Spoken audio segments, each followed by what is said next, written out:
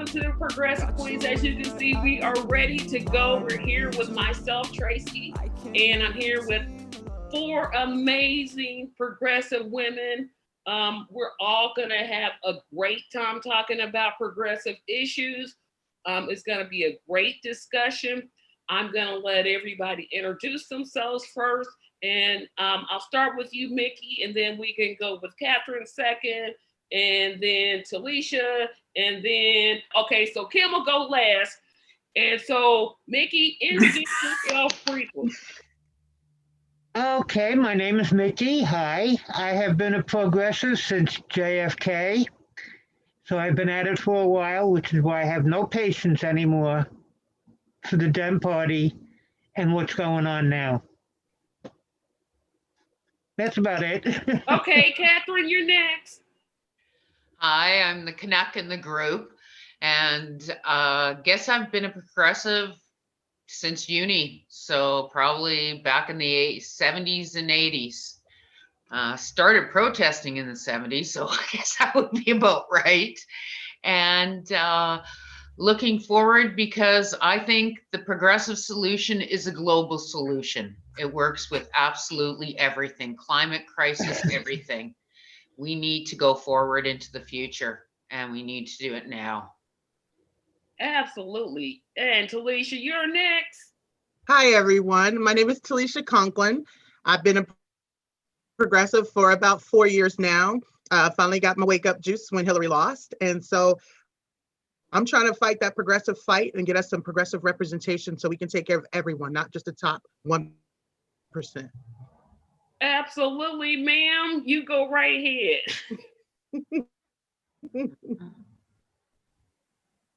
All right, I'm Kim, and I have a progressive ideology, but I consider myself to be more independent. I don't really like going along with all these different labels. I really hate the party system that we have.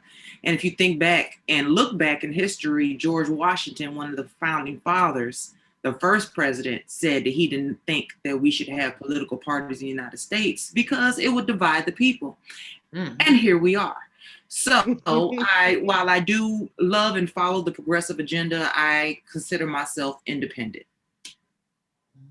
And lastly, my name is Tracy again. I'm the lucky, and I say host, but that's on the male side. So I guess technically I'm the hostess.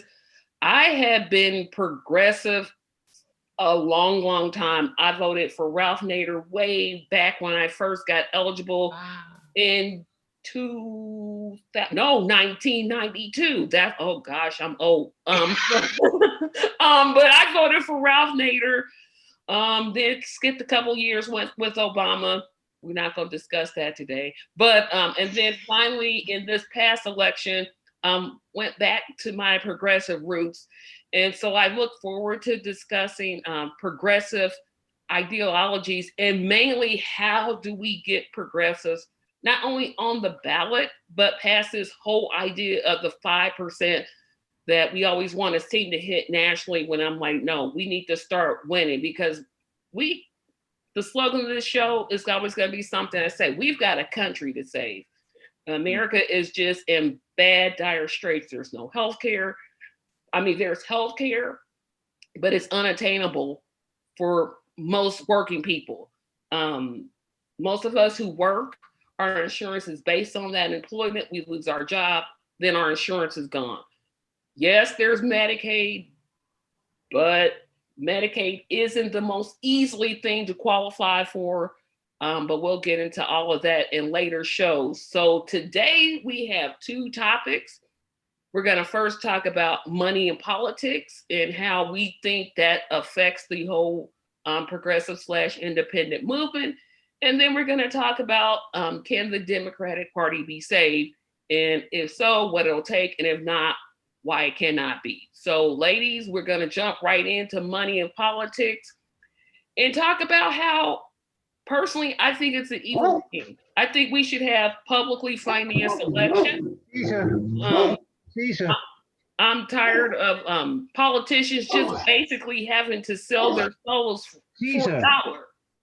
I mean, you have people campaigning to tear down Citizens United, but yet they take money from large corporations.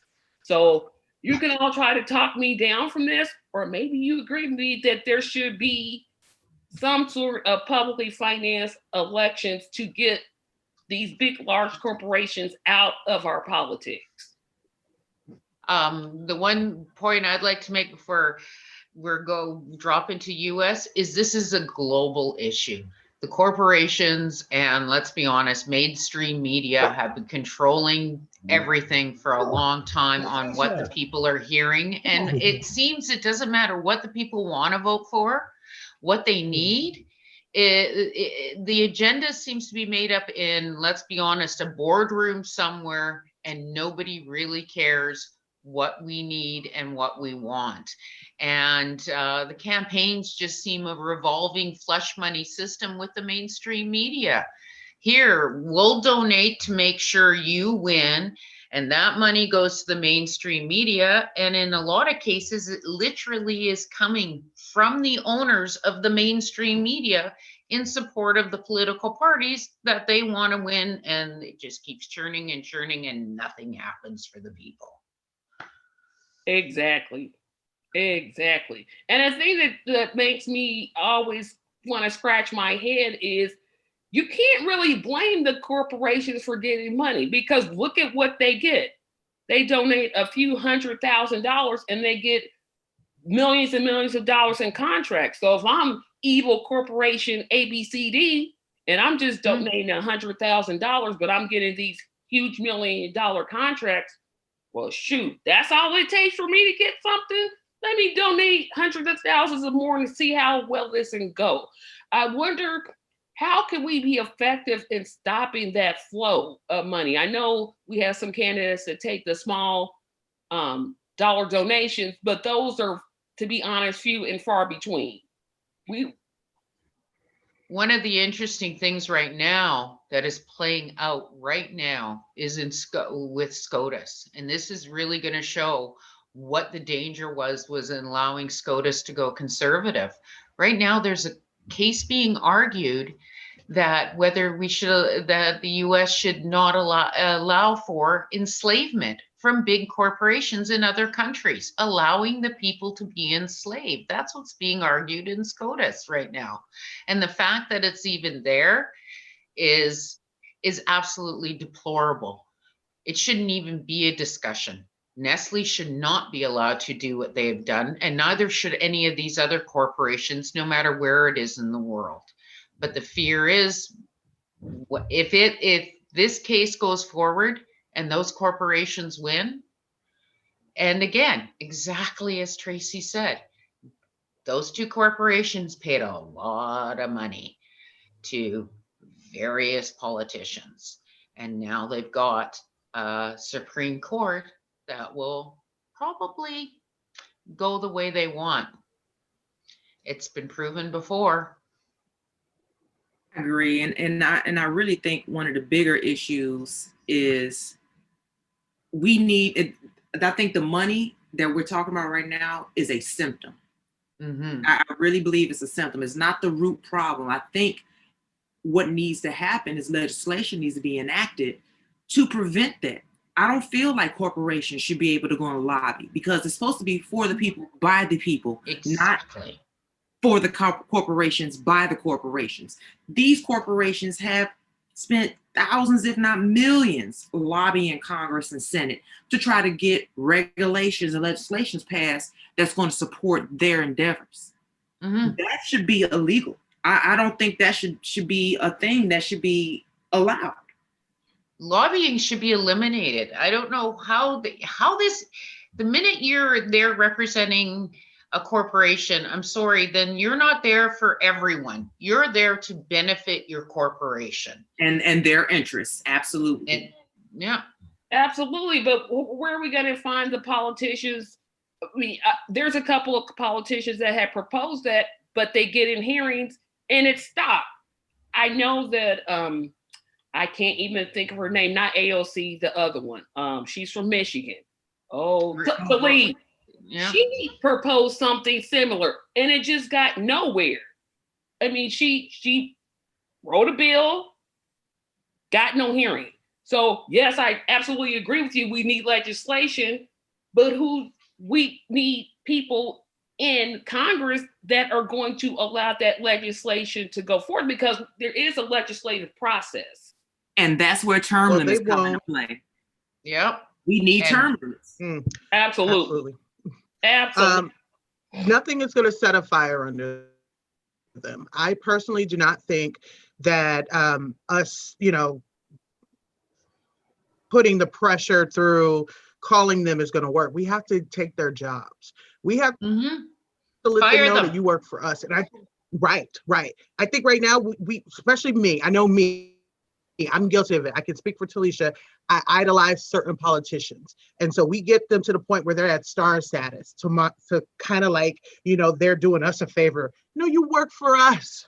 And the next time we put something up there that's for the people and you don't do for us, you got to go. But we got to get everybody on the same accord. Now that's going to be the problem. How do And we I get think- everybody to see it? That's the big problem. People need to get together and do this en masse. You can't have one person call, another call.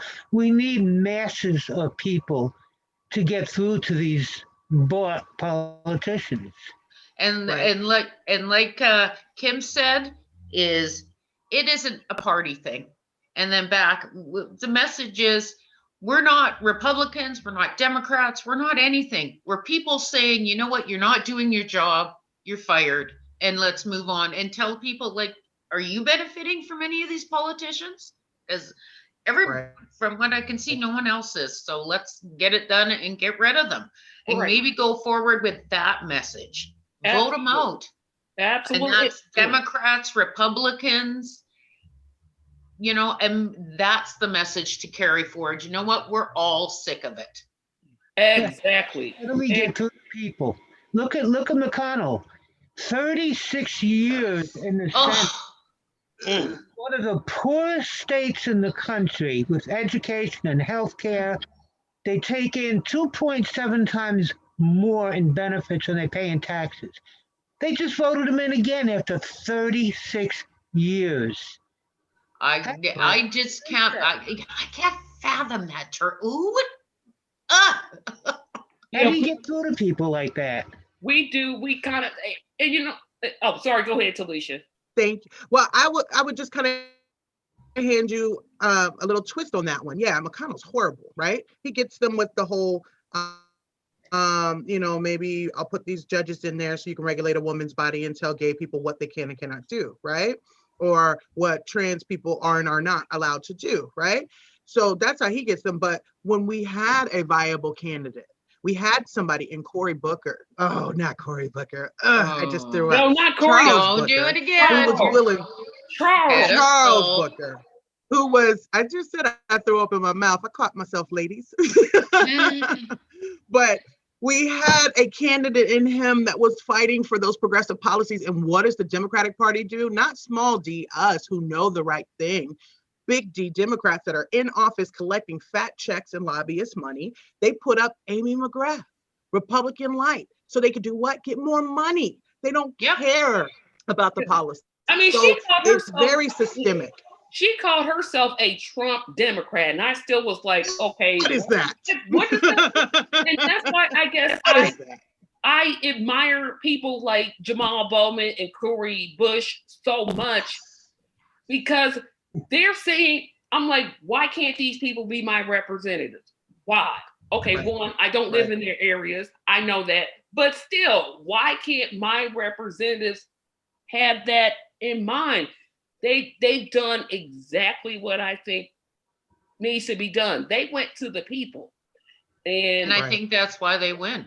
yeah, and they had Right. a message, not to say people are stupid or dumb, but they had a message of, hey, let's do this with small donations so I'm not selling myself out to the corporations and I'm for you. And I think if more Yes. progressives did that, or more progressive leaning candidates did that, we would get a lot more shakeup. Could you imagine what would have happened if Bernie had won the nomination, which Oh, of God. course we all know he was trampled by the Democrats, but this whole thing to me would have been different. There would have been no way Trump would have gotten as many votes as he got, in my opinion. Now, maybe that's just my opinion. Yeah, I disagree with that Yeah. because people as a whole in the United States, especially on the Republican side, they're definitely afraid for whatever reason of progress. And the fact that we're progressives, you know, progressives believe that people love is love. LGBTQ, be who you be with. Those conservatives have issue with that. And the fact that they painted Bernie as a socialist scared the heck out of the American people. Bernie would not have won if even with Trump in office and people being fed up with him. I do not believe that Bernie would have won. As much as I wanted Bernie to win, because I wanted a lot of the day one things that he was promising, I don't think that would have happened. Every So poll I think had it's Bernie on twofold. top. Every poll had him beating Trump Right. a lot. But every poll had Hillary beating Trump too. And here we are. Now, that True. part's true. That's true. Well, I'll tell you like this. Kim is right. Kim is right in the fact that in this current climate, Bernie probably would not have won. And it took me a little while to come to grips with that, especially being that Trump was so horrible on paper and he literally lost by 8 million votes, which in the grand scheme sounds like a lot, but in a country of 330 million people, it's this close. And as terrible as Trump was, he almost won. Bernie had so much against him. First, he didn't fight. He didn't say the things out loud. Stop letting them paint him in that corner as some socialist is going to have you in breadlines and actually start speaking it out. Because we know from the research that Medicare has a 70% support rate across the board. We know that Medicare for all, sorry. We know that people across the board want stimulus. We know that the predominant amount of America they're not about changing the abortion laws. So had he framed it in a way that was not offensive, but on the offense to tell people this isn't some radical policy, this is a mainstream America. So he kind of shot himself in the foot. And then let's not forget that mainstream media came together and every chance they got, they ran with that narrative that Bernie was bad, Bernie was mean, Bernie was unchanging. And instead of defining what that unchanging meant, which meant he's not bought by the big banks, he's not bought by the corporations, and the MSM doesn't like him because he's going to ruin a lot of the money coming into there for these bought people in Congress's pockets. So he shot himself in the foot. Mainstream media shot him in the foot, and the messaging war is crazy. Well, if you look at mainstream media and pretty much your houses, like from watching from an outsider's view, and then I go to wiki them, like what's the story on this person, whether it's a commentator and a politician, and it's the same with the lobbyists and heads of department. It's a revolving door. Like you look at the pundits on mainstream media, Joe Scarborough, they all used to be. They were all part of that group. It's all intermeshed. They're all hiring their buddies and making sure their buddies, like, look right now, like my thinking is Paul Ryan's going to be coming out to be a major contender. Why? Because he sat at the knee of Lachlan Murdoch for the last few years. They pulled him off the national stage, and then they sat him down with the Murdochs, and wonder where he's going to rear his ugly head again. And I think that's an interesting discussion of how this whole thing of money in politics works. It's so systemic. And I know I'm not saying that word right, but it's so prevalent. You have companies like I used to work with. I'm not going to call the major insurance company's name, but they're the number 2 insurance company, not the number 1 one. And you can Google that later. But the money that they spent to advocate against Medicare for all, because what does Medicare for all mean? It means they're not getting paid. It means that their jobs are going to be lost, although they could find jobs in the new Medicare for all system. But they're not trying to say goodbye to those billions of dollars that they make for raising premiums for no reason other than to raise them. I mean, you look at like what we're paying in taxes, we're not getting our tax dollar worth. We're paying taxes for waste. We're paying taxes for things that make literally no sense. And it's all because these corporations are buying into these politicians who are prostituting themselves. And I wonder why people keep electing the people like the Nancy Pelosi's and the Chuck Schumers, and I'll say it, the Joe Bidens that buy into that. Why is it that we'll say, oh, we don't want money in politics, but yet we'll vote for somebody that does? And I don't know how much of that plays into it. You nailed it. It's when you're the mainstream media. Think about it. Every time they discuss Bernie, socialist, socialist, socialist. Bernie isn't so much a socialist as he's for the people. Why can't they say that? Why? They always go to the boogeyman terms that they know will create a negative feedback loop. And it happens time and again. Why does it happen? Because they don't want to change it. We saw the same thing in medicine with allowing big pharma to donate to medical schools, to cover, gosh, for goodness sakes, the first time I went to a silver service meal in my life was paid for all by pharmaceutical reps, and there was over 50 of us sitting at the dinner. That had to be easily a $5,000 dinner minimum. None of us could have afforded it. They paid for it all. Holidays, everything. And look at what the result was. Big pharma pushed through into medicine. What happened? We now have the opioid crisis. And that was all an exchange of money for representation. They paid, they went on tours, they all over the world. And then what was the result? And the thing is, these doctors maybe didn't know initially, but halfway through they knew.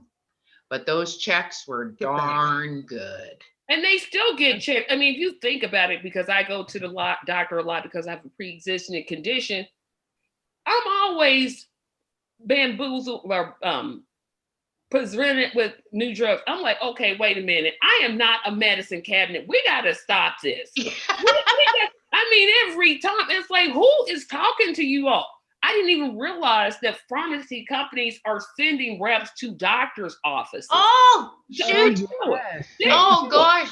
Tracy, we used to have a closet filled top to bottom with medications that were good. Drug reps were constantly there. And then they switched them up because I was manager of my husband and his partners. So once they knew it was a female manager, then they of course said a really good looking young male rep. But when it was just the three docs, then they sent a real attractive young female rep, right? They know exactly what they're doing. You're talking They're these young doctors that graduate with $200,000 in debt, $100,000 in debt.